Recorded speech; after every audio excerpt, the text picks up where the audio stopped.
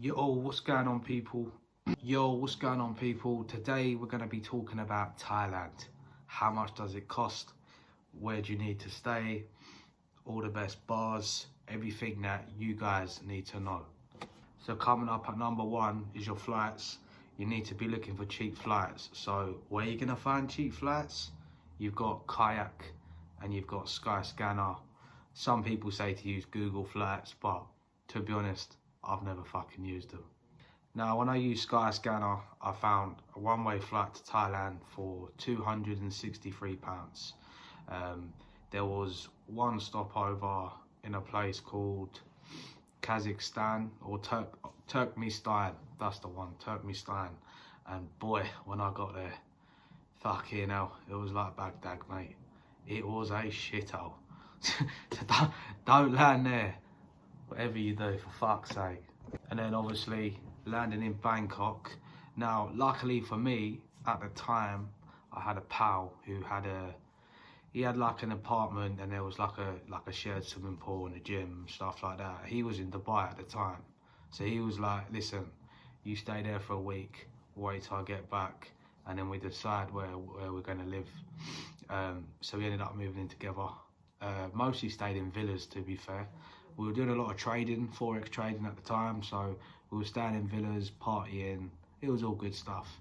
But the question is, where are you going to stay? So I was in Pattaya, quite close to Jomtien.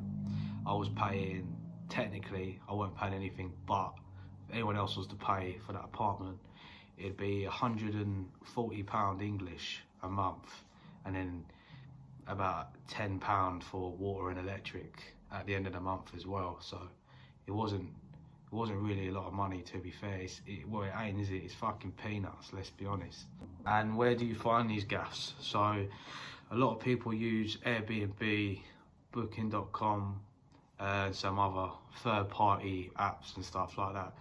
You're better off going onto Facebook Marketplace, and then you type in how much money you want to spend, how much Thai baht. So you just put it in, and then you filter through, and then you literally message the landlord or the owner or the agent, whatever. You message them, you chat to them.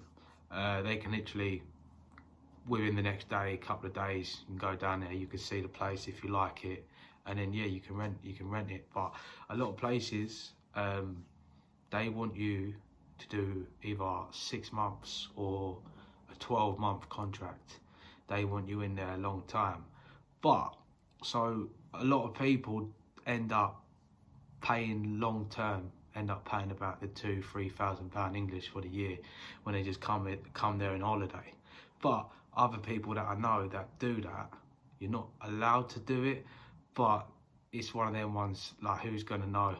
So a couple of pals of mine, they'll rent out a property, then they'll set up Airbnb, and then they will list that property on Airbnb when they're not there, and they will pay like a little Thai bird, little cleaner, or one of the bar girls that you know you've befriended or something, and they just get her to like clean the gaff, because you can just leave the keys in the box of a code thing. You just clean the gaff before and after they go, innit?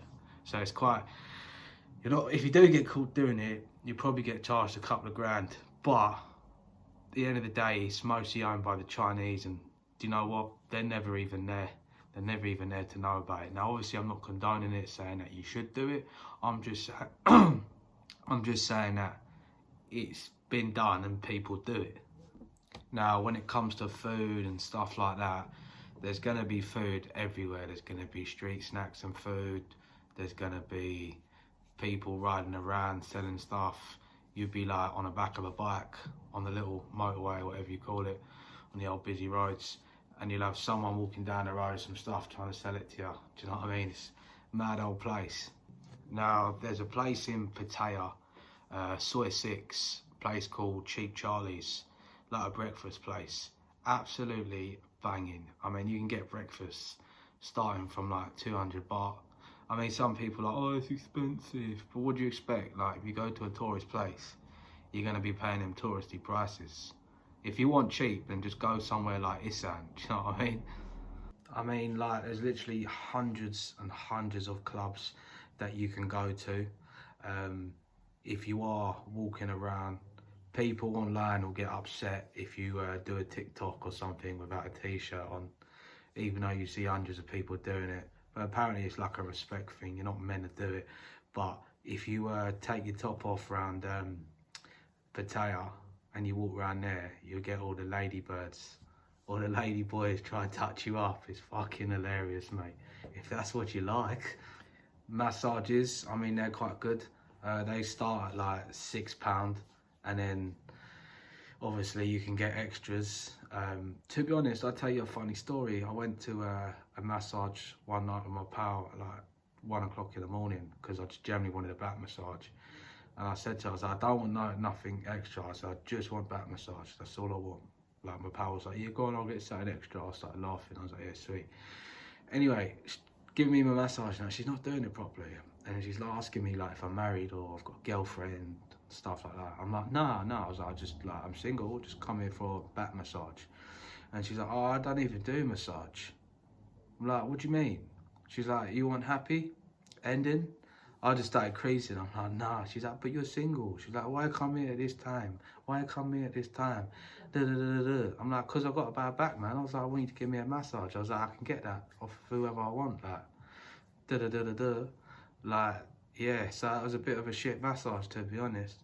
Ended up pulling out the pepperami. Do you know what I mean? Just getting that massage instead, because that's clearly what she was good at.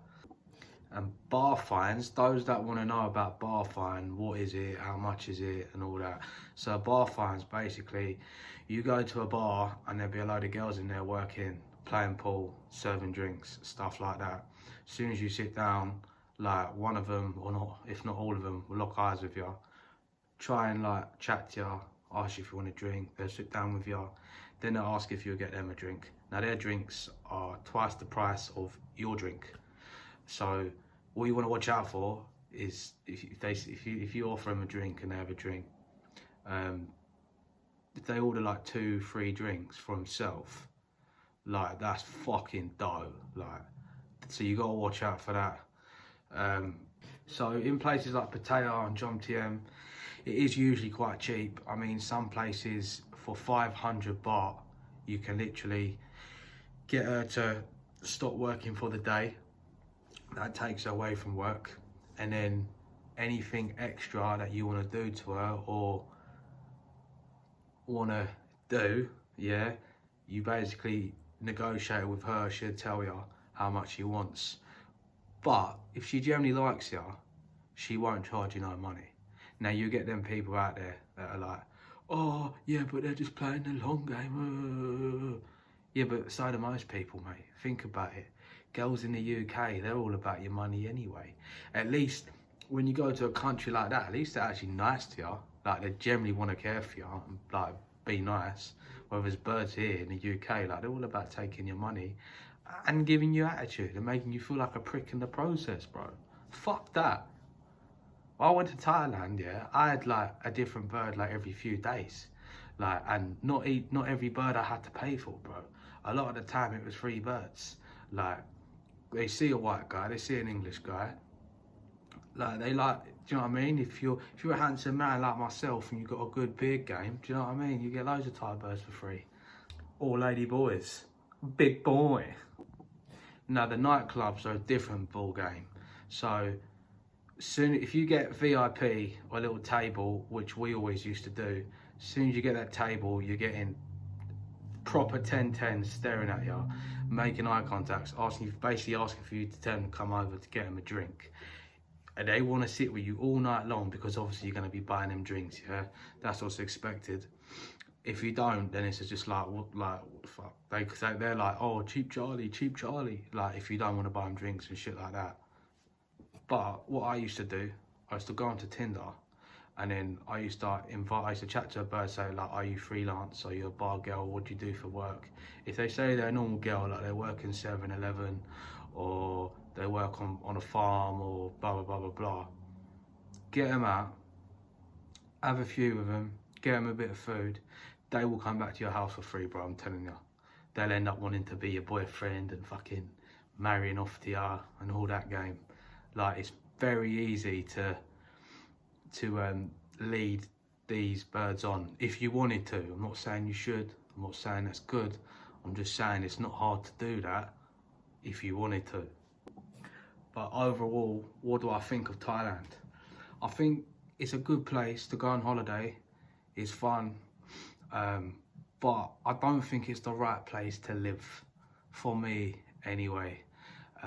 There's a lot of rules, and if you don't follow the rules, you need to have money to back it up.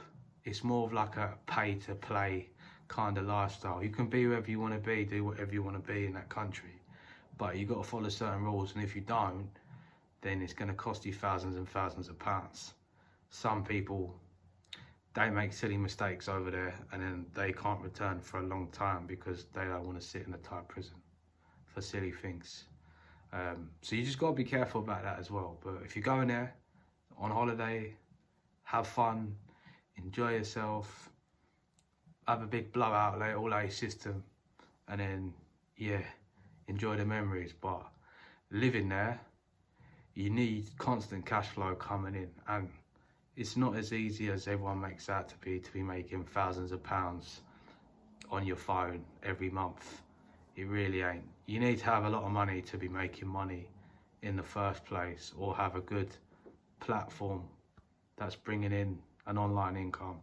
If you don't have that, you can't live in another country and be a digital nomad.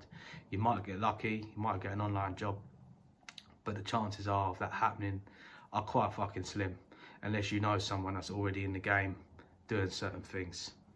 But yeah, man, if you enjoyed this video, then don't forget to like and give me a subscribe.